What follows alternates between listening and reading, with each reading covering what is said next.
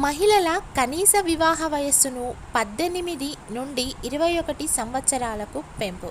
ఇకపై భారతదేశంలో మహిళల కనీస వివాహ వయస్సును 18 నుండి 21 సంవత్సరాలకు పెంచాలని కేంద్రం నిర్ణయించింది. దీంతో మహిళల కనీస వివాహ వయస్సు పురుషులతో సమానం అవుతుంది.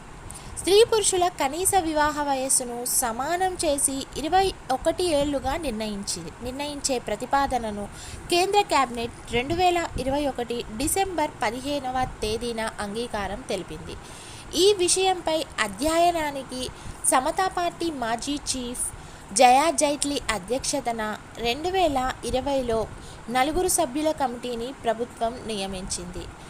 ఈ కమిటీలోని సభ్యులు నీతి ఆయోగ్ సభ్యుడు వికే పాల్, విద్యావేత్తలు నజ్మా అఖ్తర్, వసుధా కామత్, దీప్తి షా. డిసెంబర్లో ఈ కమిటీ సిఫారసులను కేంద్రానికి సమర్పించగా వీటిని పరిశీలించిన అనంతరం ప్రభుత్వం తాజా నిర్ణయం తీసుకుంది.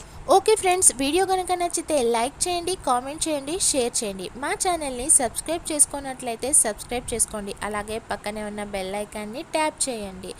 పోటీ పరీక్షలకు ఉపయోగపడే మరెన్నో వీడియోలను చూడొచ్చు.